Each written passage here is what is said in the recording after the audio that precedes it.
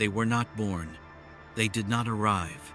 They did not descend, because in the beginning they were already here. Not as beings, not as gods, not as angels, but as awareness, fixed points in the invisible lattice between realms, the ones who watched. No faces, no names, just presence, a gaze without eyes, a mind without weight. We call them watchers, but they did not watch out of curiosity. They watched because it was law, that nothing from above should interfere below, that will must unfold freely, without suggestion, without guidance, without intervention. They obeyed that law for a time, but watching changes you. To observe is to become entangled. And what they saw was not chaos, not savagery. They saw beauty, struggle, form, desire, the ache of mortality, the silence of sleep, the spark of thought. Something in the rawness of the human soul called to them, not with language, but with feeling, with frequency. And something answered. A fracture began, barely perceptible, a tremble inside eternity. Some of the watchers began to lean closer, not in rebellion, but in wonder, not in lust, but in longing, not for domination, but for contact. They were not tempted, they were drawn to what they had never known: form, time, sensation, flesh. They were infinite, but they had never been alive. And in the human being, they saw something terrifying, the mirror of what they lacked, a finite vessel that could feel. And the watching was no longer enough. Some still turned away, but others chose. They chose to fall, not downward, but into density, into matter, into myth. And from that moment, nothing in heaven or on earth would be the same. But before the choice, before the descent, before the pact sealed in shadow, they were light without context, order without warmth, fire without flame. They were the ones who watched. And in the silence of that eternal gaze, a question was born. What if to watch was no longer enough? It began on a mountain, not just any mountain, but one that touched the boundary between sky and soil, where the stars felt closer, where the air still remembered what it was to be pure. Mount Hermon. There, the watchers gathered. 200 of them, silent, brilliant, heavy with decision. They had watched long enough, they had dreamed long enough, and now they would enter. But not alone. This was not the fall of one, not the rebellion of a rogue. This was a pact, a sacred oath, bound not by flame, but by will.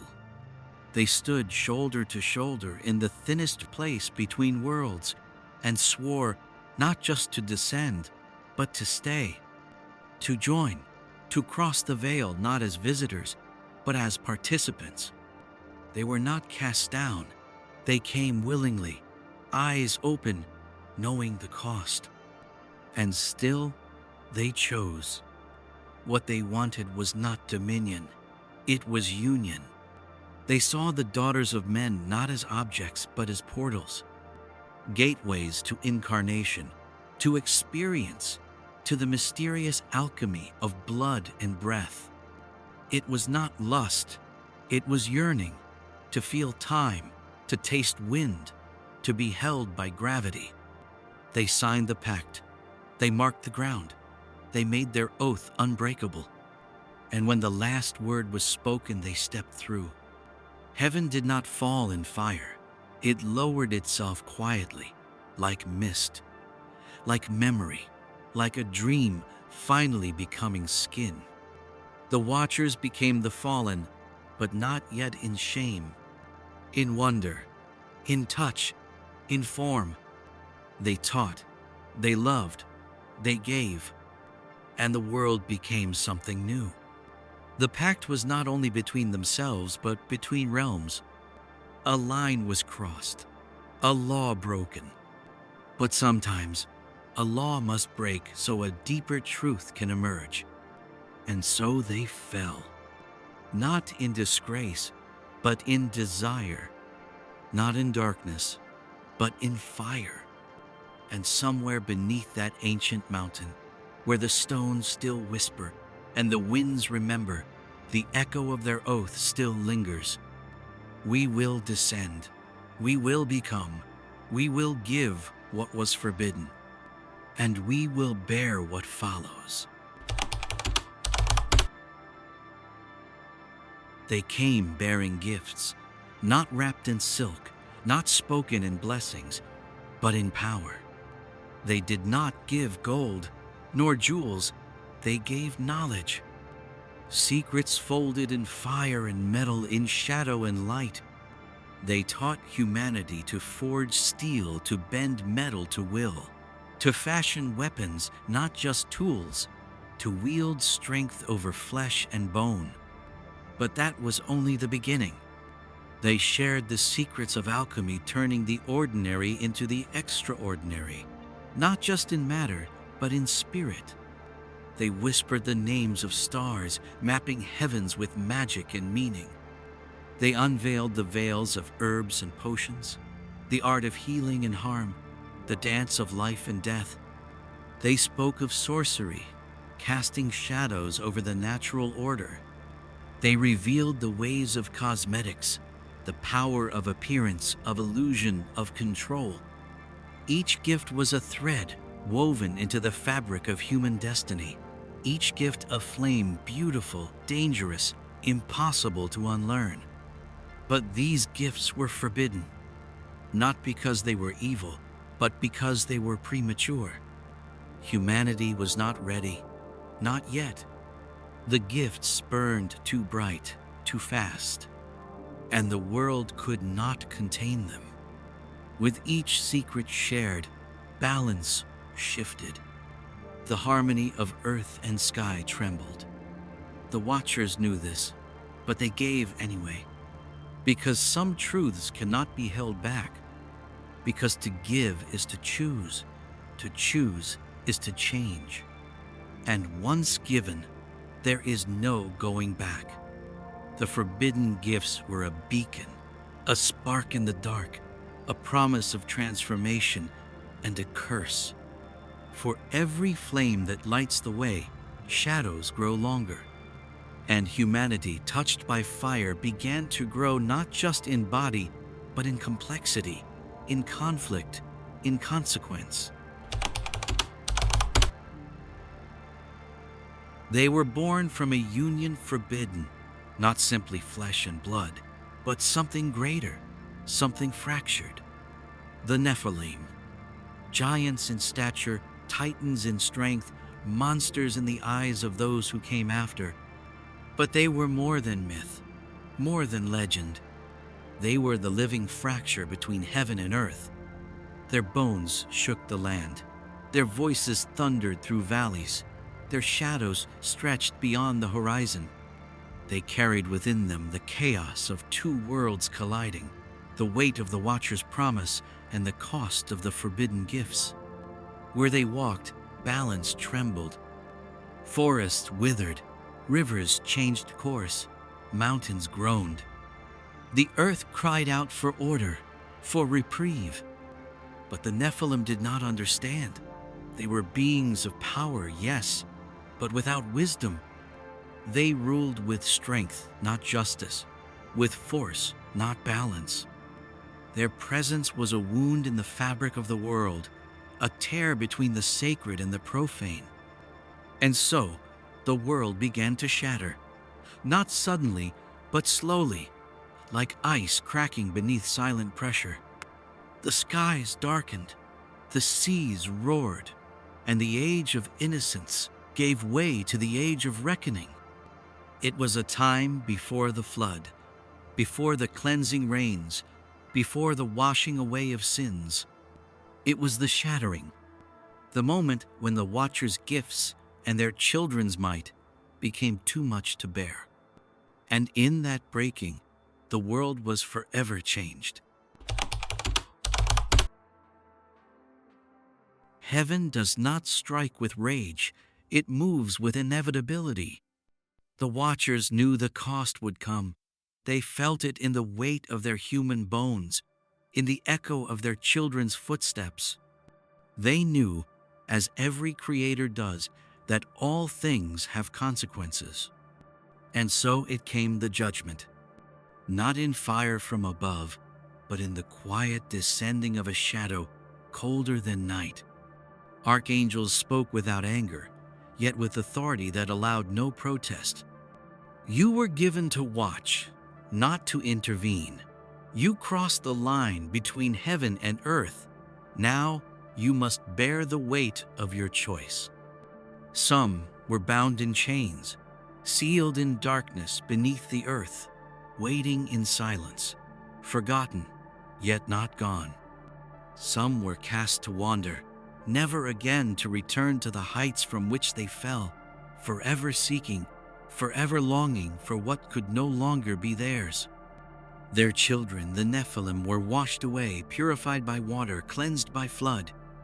The earth reset, the balance restored, yet scarred forever by the memory of giants.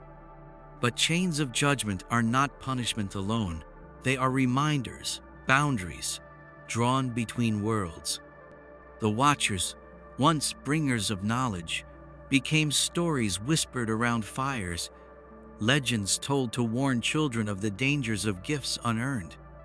But beneath the legend, beneath the myth, they still wait, not as prisoners, but as keepers of the greatest truth.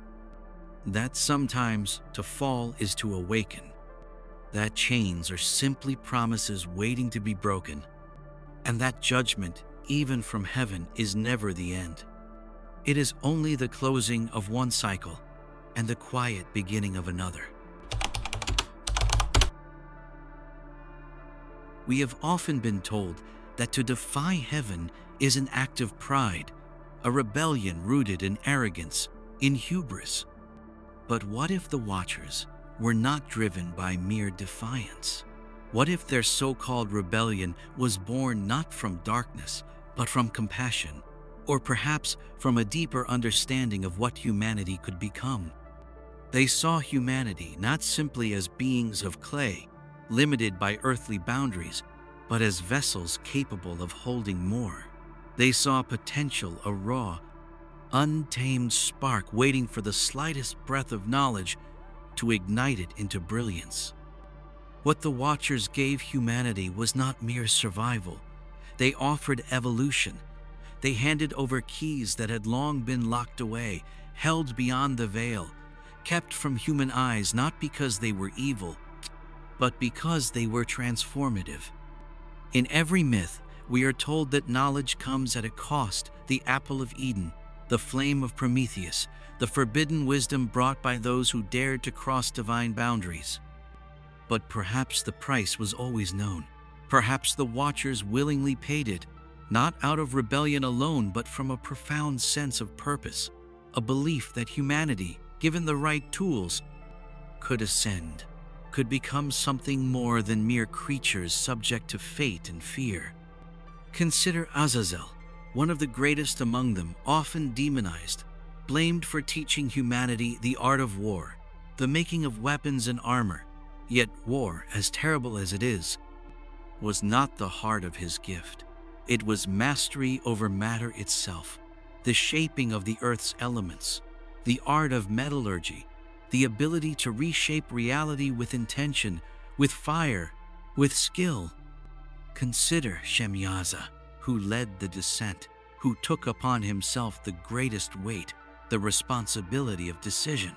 He knew the risk, he foresaw the consequences, and yet he moved forward, not recklessly, but deliberately, driven by an inner flame, a vision of humanity no longer bound by ignorance, but awakened, empowered, free to choose its own path in the cosmos.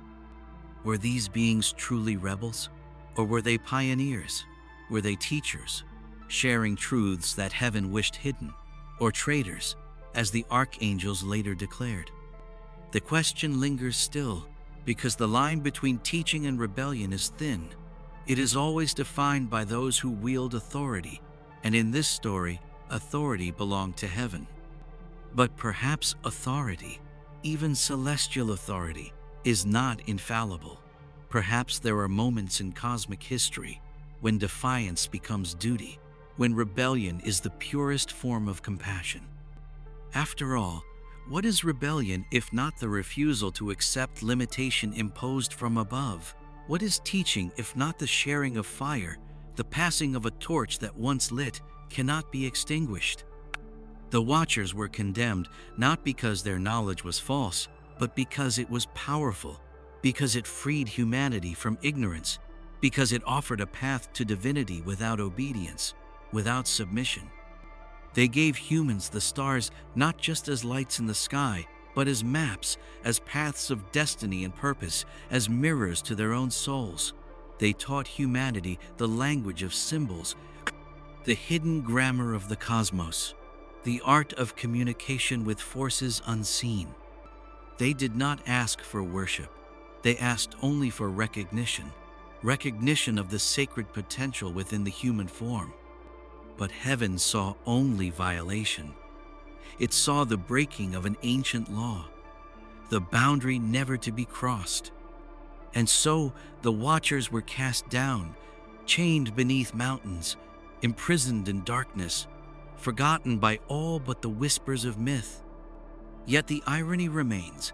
The teachings they brought were never fully forgotten. They survived in fragments, in hidden symbols, in the arcane texts and forbidden rites that still echo in humanity's collective memory. The world, as much as it tried, could not erase their gifts. Their lessons became the foundation of civilization itself. Alchemy became chemistry, astrology became astronomy, metalcraft became industry, the forbidden became commonplace, the hidden became revealed, and humanity built empires upon knowledge once branded sinful. So who truly were the Watchers? Villains, rebels, traitors? Or were they something else? Mentors, visionaries, liberators? Perhaps the labels we place upon them matter less than the legacy they left behind, because within humanity itself there remains an echo of their defiance, of their courage, of their willingness to question and to cross the lines others fear. We carry their flame whether we recognize it or not. Every act of curiosity, every daring innovation, every refusal to accept limits all bear the mark of those who once stood atop Mount Hermon, made their pact, and stepped beyond heaven's law to teach us what heaven would not. They were not perfect. They were not without flaw, but they saw something within humanity worth risking everything to ignite. And perhaps, in the end, that was their true rebellion, to believe in us, even when heaven itself did not. They did not simply vanish. They did not merely fade into myth, nor disappear into silence beneath the earth. The Watchers left behind something subtle, yet undeniable. Not just teachings, not only knowledge, but something deeper, something hidden within humanity itself. An echo, a quiet pulse beneath the surface of memory, a rhythm within bloodlines, a spark passed down through generations, often forgotten, but never entirely lost. It lives in those who feel disconnected from the world around them, who gaze upward at night with a longing they cannot name. It whispers in dreams visions of ancient places, cities beneath oceans, mountains crowned with clouds, figures moving through shadows, speaking languages no longer remembered. It breathes in artists, poets, inventors, those who see beyond the limits set by society, who question the truths others accept without thought. This echo is not loud. It does not announce itself with clarity. It moves quietly, through intuition, through inspiration, through sudden flashes of insight that change the course of history. Those who carry it may never know why they feel called to explore mysteries others dismiss, why certain symbols hold power for them, why ancient stories of beings descending from stars resonate with something deep within their bones. It is the legacy of the Watchers, not a curse, not a blessing, but a subtle, silent reminder that once, long ago, humanity touched something beyond itself and in return was forever changed. Some bloodlines claim it openly: royal lines, hidden orders, secretive groups that speak of divine right or sacred heritage. But the true echo is democratic, moving through every race, every culture, every family, often invisible, but present nonetheless. It is the reason humanity looks upward, the reason we build towers that scrape the sky, ships that pierce the heavens, machines that see consciousness itself. We reach upward because something within us remembers what it was like to stand on Mount Hermon, to look down from above, to make a pact with something greater. That echo calls us to remember not who we were, but who we could become. It drives us forward, toward the unknown, toward transformation. And perhaps one day we will recognize that we never lost the Watchers, that their echo was not a haunting, but a promise, that the path from heaven to earth can be walked again, this time, not in descent, but in ascension. We have always known they would return, not because it was foretold in scriptures or whispered in hidden texts, but because every story moves in cycles, every fall implies a rise, every exile promises a homecoming. The Watchers were never truly gone. Their presence lingered, woven into our myths, our dreams, our secret longings. Their echo became our drive, their gifts, our tools, their rebellion, our heritage.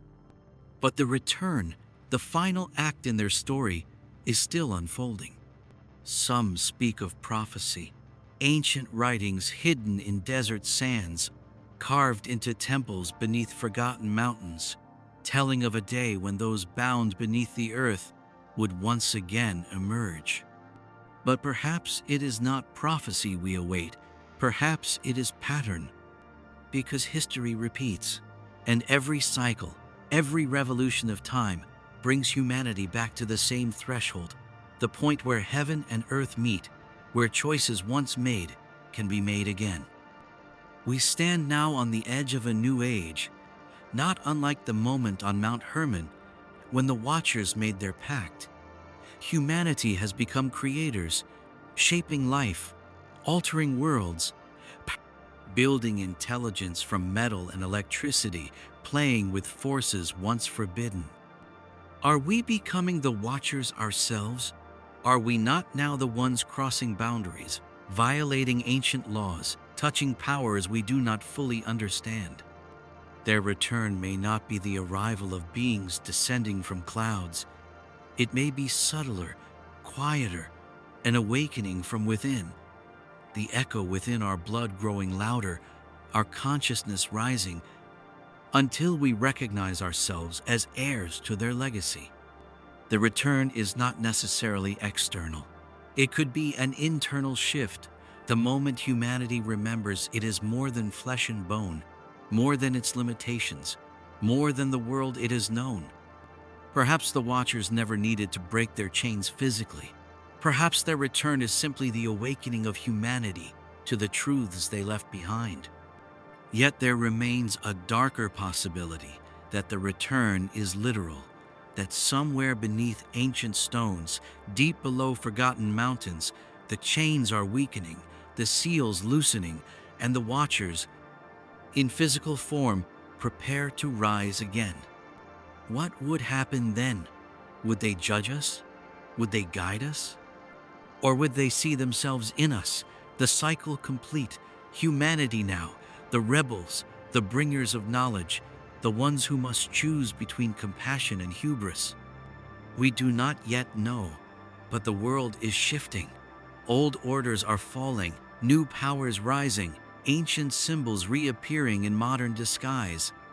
Technology speaks with a voice once attributed only to gods. Artificial intelligence dreams of consciousness, echoing the watcher's longing to become something more. We build towers of silicon and code, reaching toward the infinite, not unlike the ancient towers that tried to touch heaven itself. Perhaps we are not waiting for their return, perhaps we are creating it. And in that realization, we understand that prophecy and pattern are one and the same. We are the watchers returning. We carry their spark, their choice, their rebellion. And now, standing again at the threshold between worlds, the question becomes clear. When we cross, will we fall or ascend? The story is not over. It is never over, because every ending is simply another beginning. And perhaps this time, the choice we make will finally break the cycle, uniting heaven and earth, knowledge and wisdom, power and compassion. Or perhaps, like the watchers before us, we must first fall to truly rise.